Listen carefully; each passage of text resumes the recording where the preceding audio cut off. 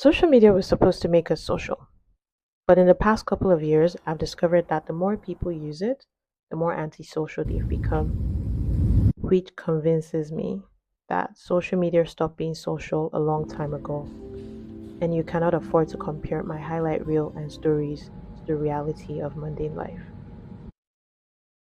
Let me tell you a story. It was the year 2009. I was in my third year of university when I discovered Facebook for the very first time. And as a millennial who grew up before the internet became woven into everyday life, I was fascinated. It felt like magic.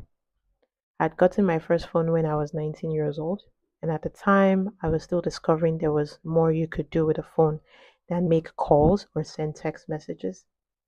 There was no WhatsApp or Instagram or TikTok. Even BlackBerry Messenger had not become the cultural phenomenon it would later become. Then Facebook arrived, and its promise was simple: reconnect with people you had lost along the way. I still remember the very first person I searched for. She was one of my childhood friends. I used to visit her house whenever my parents were not home, and she was the person who introduced me to my very first grown up novel. Finding her again after all those years felt incredible. And then came the friend requests. My university classmates, old secondary school friends I never properly said goodbye to, people who had simply disappeared because back then, when someone moved away, they were just gone. Facebook even had something called a wall where you'd leave messages for people, and it constantly asked what's on your mind. And if you wanted to annoy your friends for fun, you could poke them until they poked you back. It was such a simple activity, so innocent, and it felt social. Then Instagram arrived, and suddenly the internet became a photo album. Pictures of where you were, who you were with, what you were eating, things like that. And then Twitter showed up, WhatsApp, Snapchat, Pinterest, and a couple of other apps that I don't even know about. One by one, new platforms kept appearing. But somehow along the way, something changed, and social media stopped being about staying connected. It became about staying visible. Back then, I only followed people I actually knew, friends, family, former classmates, or even colleagues. But today, I open an app and I am greeted by hundreds, sometimes thousands of strangers the algorithm has decided I should know. People I have never met, and people I'll probably never meet. People living lives completely different from mine. And every swipe introduces another person, another opinion, another success story, and perfectly edited vacation, another spotless kitchen, another luxury apartment, another engagement, another promotion, another day in the life. It's like walking into a circus that never closes. The performances never stop, the lights never go out. And if you're not careful, you begin to think that's what real life is supposed to look like. Have you ever wondered why conversations around anxiety, comparison, and mental health seem more common than ever? I don't think it's difficult to understand why.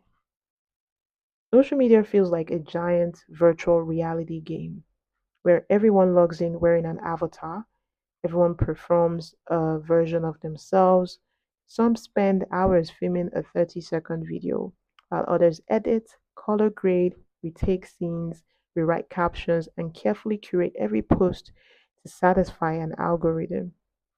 And then they log off and return to everyday life. The dishes still need washing, the laundry is still waiting, relationships still require work.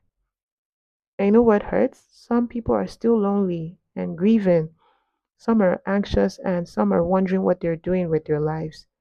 But you rarely see those moments because those moments don't usually go viral. Real life isn't always aesthetic or productive or beautifully color graded. Real life is repetitive and mostly quiet, Sometimes it's deeply ordinary, and that's okay.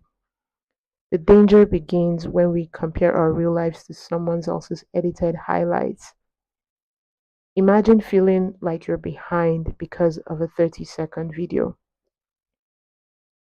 Imagine believing you're failing because someone else's life has been compressed into a beautifully curated montage. Imagine wasting years trying to become an illusion. Social media is not real. It's a window, a highlight reel, a carefully selected collection of moments. But it's not the whole story. And the earlier you truly understand that, the healthier your relationship with these platforms will become. So use social media, learn from it, laugh on it, share your work on it, stay connected through it, but don't let it define your worth. And please, don't let a 6-inch screen steal years of the beautiful, ordinary, meaningful life waiting for you outside of it. Because your real life, the unfiltered one, is still happening. So don't miss it.